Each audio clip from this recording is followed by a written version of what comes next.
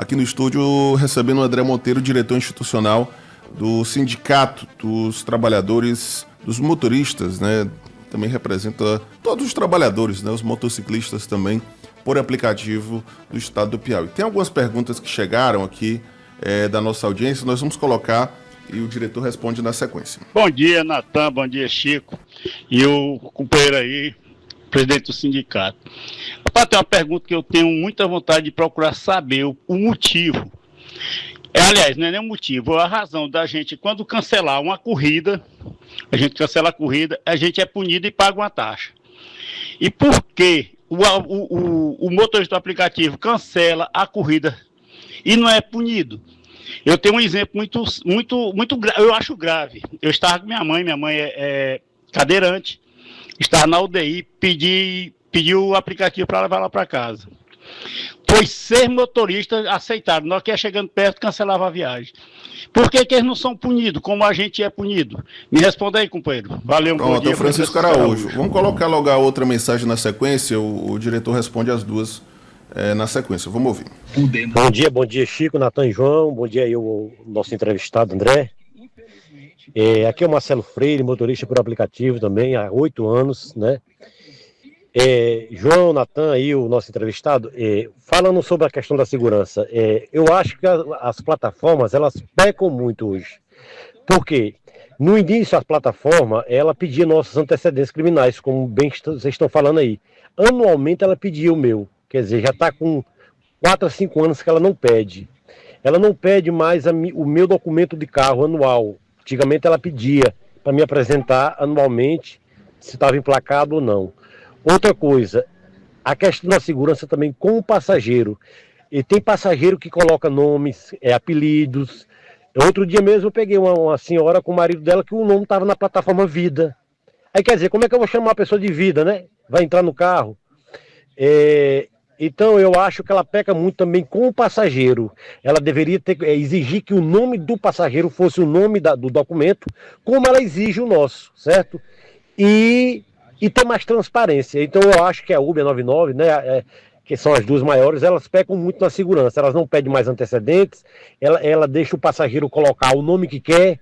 Então, quer dizer, tem muita falha na questão da segurança, não só com a gente, como com o passageiro também. Olha, na sequência tem aqui o questionamento do Davi também. O diretor vai responder os 3 na sequência. Bom dia, há algum projeto para motoristas de aplicativo ter redução no imposto sobre combustíveis? O saldo que recebem é tão pouco que ao pagar a plataforma, abastecer o carro e fazer manutenções, o saldo real do motorista não paga nem o remédio para a ansiedade que muitos têm. É o Davi Carvalho. Então vamos na sequência. Primeiro teve o Francisco Araújo sobre os cancelamentos, por favor. E corroborando com a pergunta do Araújo, ainda tem casos em que o motorista aceita a corrida ao chegar no local. Se for no supermercado, por exemplo, dependendo da quantidade de sacola, ele eu não vou levar. Ou muitas das vezes chega, eu não vou. Para onde é que eu aceitei por engano? É para lugar X, eu não vou. E aí, como é que a gente pode trabalhar essa situação do motorista ter aceito e depois chegar no lugar se negar a fazer a corrida? Bom, aí a gente vai voltar para o mesmo pilar, que é a questão da regulamentação, né? A gente defende uma ideia de uma construção de uma regulamentação que mantenha um relacionamento entre trabalhadores, através de seus representantes, e plataforma, né? E de alguma forma os clientes. Maioria daquilo que nós defendemos, eles vão impactar diretamente o trabalhador e o usuário, né? Só para você ter uma ideia, existem plataformas, por exemplo, que o trabalhador roda 3 km, 2,5 km para pegar o passageiro, e quando o motorista está chegando lá, o passageiro cancela, e não tem taxa de cancelamento. Então, tem, por exemplo, vou dar um exemplo, a iDrive, os motoristas sabem, né? A iDrive não paga taxa de cancelamento. Eu mesmo, que sou usuário dela também, já cansei de rodar 2,5, 2 km, quando eu estou chegando, é cancelado, entendeu? Então, assim, eu também super entendo o telespectador, vamos trabalhar para chegar num nível que equilibre, porque eu acho que o segredo da vida é uma balança, não é mais nem menos, é chegar num equilíbrio. Vamos tentar trabalhar maneiras que consigam contemplar os dois. Por exemplo, vou te dar um exemplo. Se o motorista aceitou a corrida e decorreu um tempo, vou dando um exemplo, que isso não era nem... eu não sou CEO das plataformas, né? Eu estou dando uma sugestão como trabalhador, mas as plataformas, se tiver me ouvindo alguém dono das plataformas, uma sugestão, motorista aceitou, decorreu 2 minutos para ele cancelar, poderia, né? A plataforma poderia criar aí poderia se diminuir também essa taxa de cancelamento por parte dos motoristas. Mas é um exemplo, eu não sou CEO, né? Eles... Aí sobre a segunda pergunta do Marcelo Freire, essa questão dos cadastros, e a segurança e todo esse processo, inclusive citou aqui alguns exemplos de passageiros que colocam apelido no cadastro, sim, algumas falhas, por favor. Sim, não, isso inclusive eu já falei muito nos grupos sobre, eu já peguei corridas, tem pessoas que botam disparate, vai fazer vai fazer seu cadastro e bota só um monte de ponto final. Aí o nome, o cadastro é aprovado ainda. É aprovado. Aí eu já deu vontade de eu perguntar, senhora, seu nome é ponto final? Ou vários pontos finais, seu nome? Porque, infelizmente, eu já falei isso anteriormente aqui na entrevista, eu vou repetir. Hoje, infelizmente, aplicativo é terra sem lei. Infelizmente. Né? Então a gente está trabalhando essa regulamentação para que a gente comece, porque a gente vive numa sociedade civil e a gente subentende que é para ser sociedade civil organizada. Pronto, e para encerrar aqui a terceira pergunta do Davi sobre alguma proposta de redução do imposto nos combustíveis para os motoristas por aplicativo. Pronto, agora você está chegando numa pauta que eu queria muito conversar com todos os telespectadores, principalmente os trabalhadores por aplicativo. A questão do combustível, ela é uma questão de contexto político, digamos assim. Vocês lembram que teve uma grande manifestação ali num terminal de distribuição que foi a polícia, eles estavam impedindo para baixar o combustível, né? E assim, o que é que a gente entende? E o que é que eu sempre defendo para os nobres companheiros?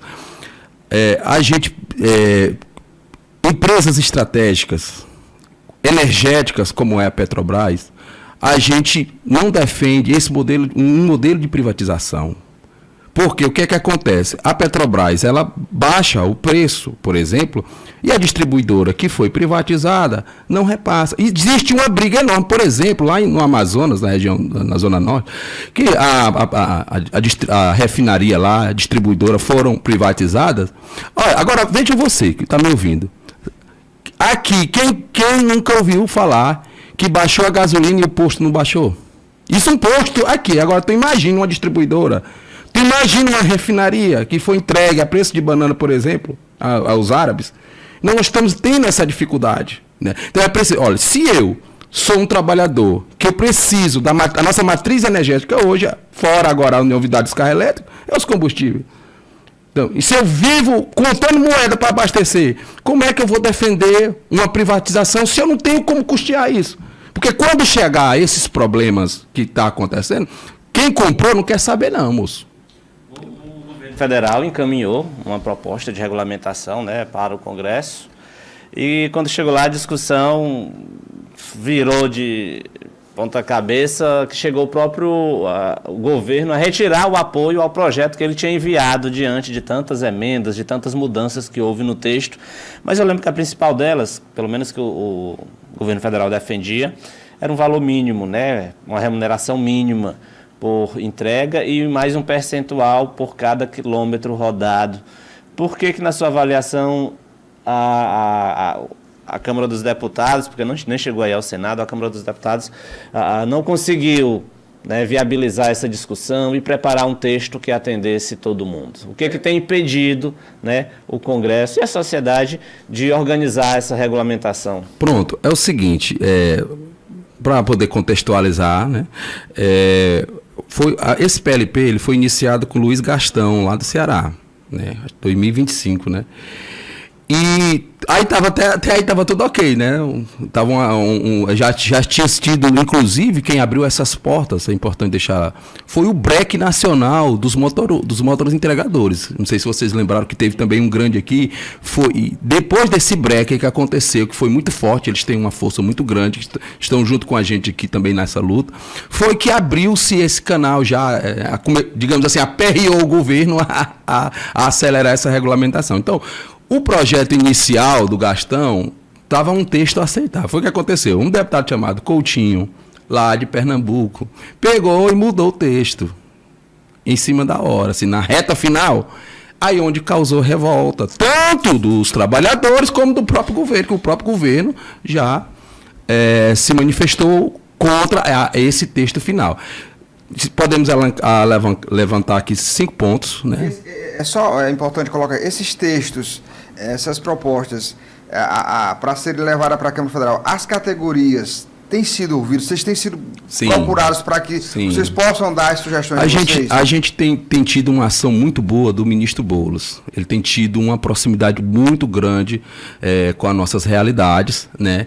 E é importante destacar isso. Agora, sim, corrida mínima que você tinha falado, a gente tinha, no texto inicial era R$10. Subtraíram para 8,50. Adicional noturno, se previa adicional noturno. Tiraram. Né? Adicional o feriado, sábado, domingo, né? Também tiraram. Transparência do algoritmo na distribuição das corridas, tiraram. Transparência de lucro, distribuição de lucro, né? Tiraram. Aí a galera se revoltou, e com razão. Nós nos revoltamos com razão. Pronto, só agradecer aqui o nosso amigo André Monteiro, diretor institucional do Sindicato dos Trabalhadores, dos Motoristas, Entregadores por Aplicativo. Obrigado, André, pela presença aqui no nosso estúdio. Só para encerrar, quais são os canais hoje que o sindicato possui, para os motoristas por aplicativo que estão nos ouvindo, que querem tirar alguma dúvida ou até mesmo se associar ao sindicato, qual o caminho? Pronto, a gente tem aí o Instagram do Sintap, tá bom? Só procurar lá no Insta, a gente tem os nossos telefones da nossa entidade. Você motorista, qualquer pessoa, você usuário também pode estar tirando dúvida com a gente, tá bom? Queria mandar só, em especial, um abraço para todos os nossos ouvintes, todos os telespectadores, a Terezinha, que eu amo de paixão, meu bairro Planalto Níquel, que nasci e me criei, o pessoal lá do assentamento Novo Morro, meu amigo Celadinho, que me pediu, rapaz, eu sou ouvinte cativo, fale meu nome lá. Valeu, e André. todos, né, todos os trabalhadores, aquele abraço, e dizer para vocês que nós estamos no mesmo barco, estamos lutando para que essa realidade possa ser melhorada, tanto para os trabalhadores como também para os clientes. Nós, de alguma forma, a regulamentação, se ela for bem trabalhada, bem ouvida, ela vai beneficiar toda a sociedade civil. Obrigado, André Monteiro, diretor institucional do Sindicato dos Trabalhadores por Aplicativo do Piauí.